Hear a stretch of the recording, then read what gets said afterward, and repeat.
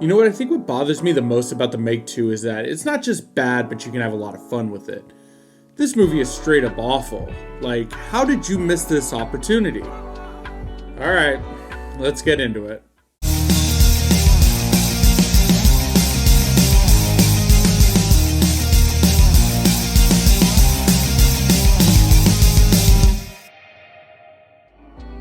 Hey movie fans, I'm Matt, and today we're discussing The Meg 2, The Trench, starring Jason Statham. Now, if you weren't able to guess by the title of this review, this is the sequel to the surprise 2018 hit, The Meg. And look, I have no problem planting my flag in the sand and saying that I quite enjoyed the first movie. It's not great by any means, but it delivered on exactly what it was, a fun creature feature B film. Jason Statham returns as he leads a research team onto an exploratory dive into the deepest depths of the ocean, also known as the Trench. Their voyage spirals into chaos when a mining operation threatens their mission and forces them into a high-stakes battle for survival. And somewhere within that plot, they get pitted up against colossal prehistoric sharks. But we'll get to that in just a minute. Alright, look, I had very low expectations going into this. I knew exactly what I wanted, and most of you should as well if you're going to see a movie starring Jason Statham fighting a megalodon. And I'm not trying to bury the lead here, but this film is awful. I've used the word awful twice now, and it's not even close to being bad, but fun to watch. I mean, this movie is just truly horrible. I don't even know if you can make a drinking game out of this movie. But here's the thing, I love the movies. So before I spend most of this review crapping on it, I want to give you guys a semblance of some redeeming qualities it has. Ready? The last 25 minutes, because it's at this point that we get that mindless, silly fun of humans and Megs and other creatures duking it out. This is where the movie truly shines. But even then, I still have issues with it. Lord, why does this movie bother me so much?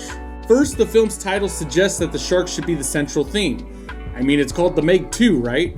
Yet they end up being little more than background threats. In fact, other creatures are introduced that arguably steal the spotlight from the very creatures this movie should be centered around. It's honestly a bit infuriating when a film blatantly disregards its own premise. And now I know you're sitting there and you're asking yourself, Matt, how can you be so mad? The trailer was awesome. And I'd say, you're right, the trailer was awesome.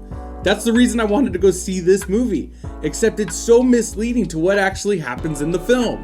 Now, I'm not going to call it a complete bait and switch, but the overall fun feeling that we got from watching the trailer doesn't match the overall feel for the movie. What I'm saying is one of the biggest issues in this movie is this film's lack of balance. Look, even the first film, being as silly as it was, had a great equilibrium and great balance to it, even though they were fighting a megalodon. The film takes itself way too seriously for most of the film. It spends so much time going over story points that I just don't care about.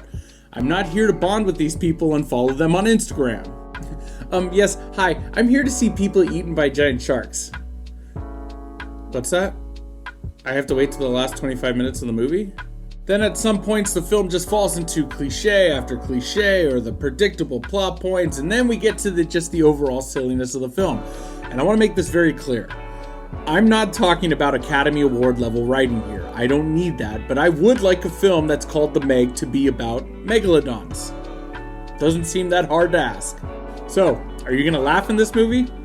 Probably not. Or not at least until the very end during the final round when the most ridiculously over-the-top parts manage to draw these laughs out. And this is where the film truly shines. And look, there's something to be said about today's time when visual effects and CG effects can give us these great and fun creature features that aren't sci-fi channel-esque, but they're big enough for the big screen, and they're fun to watch. And maybe even the worst thing when it comes to the humor is that the film leans into the cringeworthy stereotype of having the single black character who's tasked with delivering the laughs. But major shout out to Paige Kennedy for embracing the role and delivering those moments. He literally takes the role by the fin and has a great time doing it. Perhaps the most disheartening aspect is the missed opportunity that the film represents. Potential for a fun and thrilling shark-focused movie was there, but it's squandered in favor of a mishmash of tones and themes that just don't align. And I've said it a bunch of times, I knew exactly what I wanted going into this film. It's the reason I was going to see it, and I just didn't get it, and it's so disappointing. So, where does that leave us?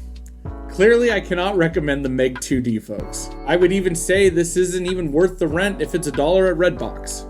I'd look for another movie to see. Honestly, just wait until it's on a streaming service or TBS or TNT or something like that. Save your money. Swim away as fast as you can. Even if I can't recommend a film, as always, I encourage you to watch the film and form your own opinion though.